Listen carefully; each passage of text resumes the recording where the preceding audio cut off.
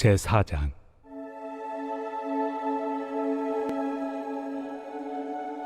그런즉 육신으로 우리 조상인 아브라함이 무엇을 얻었다 하리요?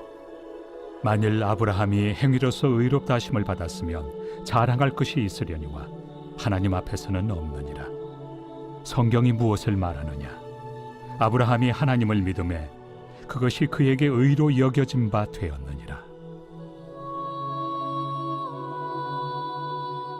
일하는 자에게는 그 삭시 은혜로 여겨지지 아니하고 보수로 여겨지거니와 일을 아니할지라도 경건하지 아니한 자를 의롭다 하시는 이를 믿는 자에게는 그의 믿음을 의로 여기시나니, 일한 것이 없이 하나님께 의로 여기심을 받는 사람의 복에 대하여 다윗이 말한 바, 불법이 사함을 받고 죄가 가려짐을 받는 사람들은 복이 있고 주께서 그 죄를 인정하지 아니하실 사람은 복이 있도다 함과 같으니라. 오늘 우리가 읽은 본문 말씀이 담겨있는 로마서 4장은 아브라함의 믿음에 관한 이야기입니다. 그래서 오늘은 4장 1절부터 8절까지의 말씀을 중심으로 이 아브라함의 믿음에 관한 이야기 함께 묵상하겠습니다. 아브라함의 믿음이 중요한 것은 아브라함이 참 믿음의 모델이 되기 때문이라고 했습니다. 아브라함의 믿음을 통해서 우리는 참 믿음이 무엇인가 주일 설교를 통해서 배웠습니다. 다시 한번 요약합니다. 참 믿음이 무엇입니까? 참 믿음은 하나님의 살아계심을 믿는 것, 그리고 하나님의 약속을 믿는 것, 이게 참 믿음이라고 했습니다. 아브라함에게는 그 믿음이 있었습니다. 그 믿음으로 아브라함은 승리했습니다. 사랑하는 여러분, 우리도 그 믿음으로 승리하는 삶 살길 주님의 이름으로 축복합니다. 오직 의인은 믿음으로 말미암아 살리라 했는데, 우리의 삶을 이끄는 원동력이 이 믿음, 하나님의 살아계신 믿고 하나님의 약속을 믿는 그 믿음이 우리의 삶을 이끄는 그런 인생이 저와 여러분의 인생 되길 바랍니다. 왜 믿음으로 살아야 되는가? 믿음이 가지고 있는 절대적 우월성, 절대적 가치가 있기 때문입니다. 믿음으로만 얻을 수 있는 것이 있기 때문입니다. 그게 뭘까요? 오늘 본문을 보면 두 가지 말씀드리고 싶습니다. 믿음으로만 얻을 수 있는 것, 두 가지. 그게 바로 하나님의 의, 또 두 번째 하나님의 은혜입니다. 여러분 꼭 기억하십시오. 믿음으로만 얻을 수 있는 것은 하나님의 의이고 또 하나님의 은혜입니다. 믿음이 아니고서는 이 두 가지 얻을 수 없습니다. 하나님의 의를 얻는다. 이것은 무엇을 의미합니까? 하나님의 인정을 받는 것입니다. 의롭다는 것은 네가 옳다 하는 것이잖아요. 그래서 하나님께서 너는 옳아, 너는 의로워 라고 하는 사람은 하나님을 믿는 자에게만 이 하나님의 의를 주신다는 것입니다. 그래서 여러분, 이 믿음은 다른 것과는 비교할 수 없는 절대적 우월성, 절대적 가치가 있는 것입니다. 그리고 여러분, 우리 삶 가운데 얼마나 은혜가 필요합니까? 하나님 주시는 은혜, 다른 말로 표현하면 그 은혜가 이제 복으로 표현되죠. 하나님의 복이 얼마나 필요합니까? 그런데 그 하나님의 그 복을 얻을 수 있는, 하나님의 은혜를 얻을 수 있는 통로가 믿음이래요.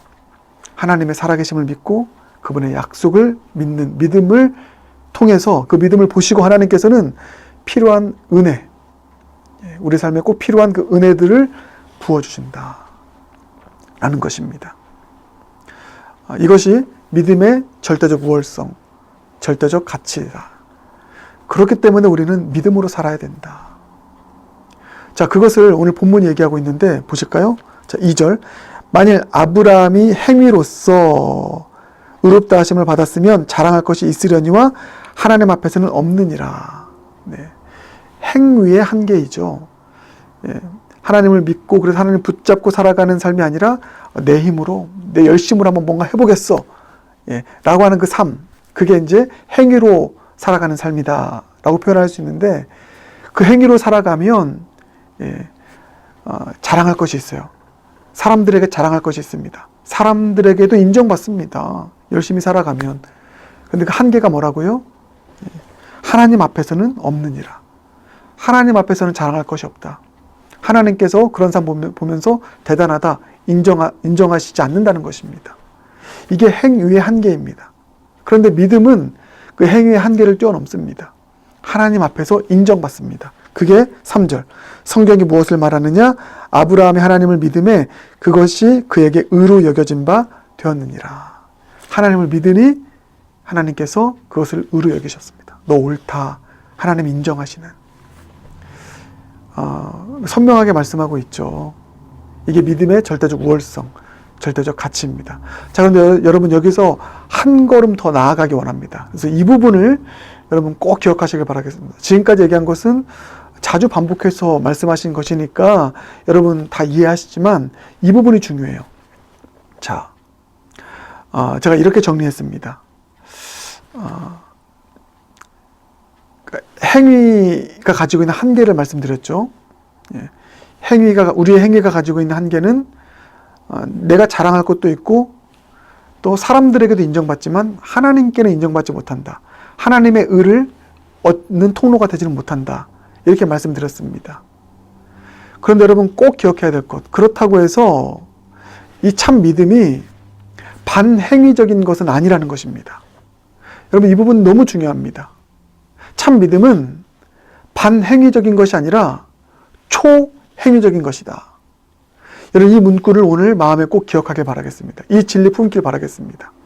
참 믿음은 반행위적인 것이 아니라 초행위적인 것이다. 그래서 오늘 말씀 보면서 행위로 하나님의 의를 얻지 못했기 때문에 믿음으로 하나님의 의를 얻기 때문에 우리의 행위, 우리의 선한 행위, 우리의 열심의 삶 이것은 제껴두고 그 행위는 뭐 아무것도 할 필요 없어 라고 여기며 살아가는 것이 반행위적인 것입니다. 믿음은 반행위적인 것이 아닙니다. 우리의 행위로 하나님의 의를 얻지 못하는 한계를 말할 뿐이지 참 믿음은요, 우리의 행위를 하나님 기뻐하시는 선한 행위로 이끄는 원동력이 됩니다. 그래서 참 믿음은 반행위적인 것이 아니다. 다만 참 믿음은 초행위적인 것이다. 우리의 행위로는 이룰 수 없는 하나님의 의를 얻게 하는 힘이 믿음인 것임을 기억하길 바라겠습니다. 그래서 이 참 믿음에 대한 개념을 가지고 있어야 우리가 하나님의 영광을 가리우는 그런 삶을 살아가지 않게 되는 것입니다. 나는 하나님 믿는 믿음만 있으면 되니까 내가 뭐 선한 행위를 하고 또 선한 열심으로 살아가는 이 삶에 대해서 소홀히 여기고 믿음을 반행위적인 것으로 여겨서 살아가면 분명 그것은 하나님의 영광을 가리우는 진정한 믿음의 삶이 아닙니다. 그래서 오늘 조금 어려운 개념일 수 있지만 이 문구를 꼭 기억하시길 바라겠습니다. 참 믿음은 반행위적인 것이 아니다. 초행위적인 것이 참 믿음이다. 그래서 참 믿음 안에서 우리는 반행위적 삶을 살지 않고요. 그러니까 선한 열심으로 최선을 다해 살아가고 사람들에게도 칭찬받는 그런 삶을 살기 위해서 우리는 선한 행위, 선한 열심의 삶을 살기를 힘써야 됩니다. 그러나 그 선한 행위가 가지고 있는 한계가 있으니 언제나 초행위의 그 능력을 가져다주는 믿음, 하나님의 살아계신 믿고 하나님의 약속을 믿는 그 믿음을 가지고 살아가는 참 믿음의 사람이 저와 여러분 모두가 되길 주님의 이름으로 축복합니다. 자, 그런가 하면 참 믿음이 가지고 있는 절대적 우월성이 무엇인가? 처음 뭐라고 했죠? 참 믿음만이 하나님의 의롭다 하심을 받는다. 하나님의 의를 얻게 한다. 또 하나가 뭡니까? 하나님의 은혜를 받는 통로이다. 참 믿음만이요. 우리의 행위로, 우리의 열심으로 하나님의 은혜를 얻을 수 없습니다. 그게 4절입니다. 일하는 자에게는 그 삭시 은혜로 여겨지지 아니하고 보수로 여겨지거니와. 이게 그 이야기거든요. 일하는 자, 그러니까 내 행위로 살아가는 자, 내 열심으로 살아가는 자, 그런 자는 당연히 보수를 받아요. 대가를 받습니다. 그러나 그 삭시 은혜로 여겨지진 않습니다. 내가 열심히 산다고 해서 그게 하나님의 은혜를 받는 통로는 되지 못한다는 것입니다. 이게 우리 행위의 한계입니다. 열심히 살아가면 대가는 받아요. 보상은 있습니다. 보수가 있습니다. 그게 하나님의 은혜로 연결되진 않습니다. 하나님의 은혜를 받는 길은 믿음이다. 믿음의 삶, 믿음으로 의롭다 여김을 받는 그 삶 가운데 주님은 은혜 주신다, 복 주신다. 그게 6절입니다. 일한 것이 없이 하나님께 의로 여기심을 받은 사람, 이게 믿음의 사람이죠. 예. 그 사람의 복에 대하여 다윗이 말한 바라고 나와 있습니다. 그런 삶, 그런 믿음의 사람, 복을 받는다. 하나님의 은혜. 예. 믿음으로 살아가는 자에게 주시는 하나님의 복이 있습니다. 비록 내 삶 가운데 자격이 없잖아요. 네. 내 행위가 때로는 주님 보시기에 온전하지 않는 모습입니다. 그래도 날 용서하시는 주님, 나를 새롭게 하시는 주님, 그 주님을 믿는 믿음으로, 약속을 믿는 믿음으로 살아갈 때 주님께서는 은혜를 주십니다. 복을 주십니다. 어떤 복을 주시냐? 오늘 본문을 보니까 특별히 이 복이에요. 사죄의 은총, 사죄의 복입니다. 자, 그게 7절입니다. 불법이 사함을 받고 죄가 가려짐을 받는 사람들은 복이 있고, 8절, 주께서 그 죄를 인정하지 아니하실 사람은 복이 있도다. 여러분, 이거 놀라운 복입니다. 비록 내 행위가 주님 보시기에 온전하지 않는 죄된 모습이라 할지라도 주님을 믿는 믿음, 약속을 믿는 믿음으로 회개하고 그 약속 붙잡고 믿음으로 살아가는 자, 주님께서 은혜 주시는데, 그 자격 없는 자에게 은혜 주시고 복 주시는데 사죄의 은총, 죄를 인정하지 아니하시고 죄를 가리워 주시는 사죄의 은총, 누구에게 주신다고요? 믿는 자에게, 주님의 약속을 믿는 자에게, 겸손히 믿는 자에게 사죄의 은총, 사죄의 복을 주십니다. 여러분, 이게 믿음만이 가지고 있는, 참 믿음만이 가지고 있는 절대적인 우월성, 절대적인 가치입니다. 우리의 행위로는 사람들의 인정도 받습니다. 사람들의 칭찬도 받습니다. 근데 여러분, 이 사실 기억해야 됩니다. 우리의 행위, 우리의 탁월한 어떤 열심, 행위, 그 행위가 가지고 있는 한계는 뭐냐면, 그 탁월한 행위와 열심이 꺾여지는 순간 사람들이 보냈던 칭송이 정죄로 바뀝니다. 이게 행위를 가지고 살아가는 삶의 한계입니다. 사람들에게 인정받고 살아가는 삶의 한계입니다. 내가 잘할 때는 사람들의 칭송을 받지만 내가 못할 때, 내 행위를 의지하며 살아가는 자는 내 행위가 온전하지 못할 때 사람들의 비난과 정죄를 받습니다. 이게 행위를 가지고 살아가는 인생의 한계입니다. 그러나 하나님 믿는 믿음을 가지고 살아가는 자, 이 은혜를 받는 것이죠. 그 죄를 가려주는. 하나님은 우리 행위가 때로는 주님 보시기에 부족한 모습이어도 은혜 베푸셔서 죄를 가려주십니다. 정죄하지 아니하시고 사죄하십니다. 여러분, 이것이 믿음이 가지고 있는, 참 믿음이 가지고 있는 절대적인 우월성, 절대적인 가치임을 믿기를 바랍니다. 그래서 이 믿음의 절대적 우월성, 절대적 가치가 있기에 우리도 아브라함처럼 하나님의 살아계심을 믿고 언제나 하나님의 약속을 믿는 믿음으로 살아가는 저와 여러분 모두가 되길 주님의 이름으로 축복합니다. 그런데 꼭 기억해야 될 거 뭐라고요? 믿음은 반행위적인 것이 아니라 초행위적인 것이다. 이 문구를 꼭 기억하시길 바라겠습니다. 믿음이 가지고 있는 절대적 우월성이 있기 때문에 아무렇게나 살면 안 된다. 반행위적으로 살면 안 된다. 이거 꼭 기억하시고요. 믿음은 반행위적인 것이 아니라 초행위적인 것이다. 하나님 믿는 믿음 가지고 살아가되 그 믿음으로 말미암아 우리가 할 수 있는 최선의 삶, 믿음에 합당한 그런 선한 삶을 살아가는 저와 여러분 모두가 되길 주님의 이름으로 축복합니다. 기도하겠습니다. 사랑해 주님, 감사합니다.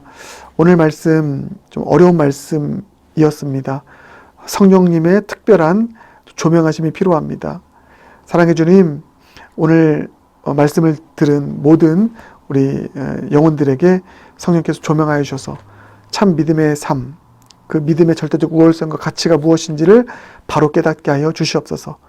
참 믿음만이 가지고 있는 그 특별한 선물, 하나님의 의를 얻고 하나님의 은혜를 받을 수 있다라고 하는 사실을 마음에 기억하고 아브라함처럼 믿음으로 살아가는, 내 행위 의지하지 않고 믿음으로 살아가는 우리 모두가 되게 하여 주시옵소서. 믿음으로 살아가되 참 믿음은 반행위적인 것이 아니라 초행위적이다라고 하는 사실을 우리가 마음 가운데 품고 반행위적으로 살아가는 믿음의 사람이 아니라 주님 주신 선한 마음과 열심을 가지고 살아가되 언제나 우리의 결론은 믿음으로 주님 바라보고 믿음으로 주님의 약속 붙잡고 살아가는 그런 믿음의 길 걸어가는 모두가 되게 하여 주시옵소서. 예수님 존귀하신 이름으로 기도드립니다. 아멘.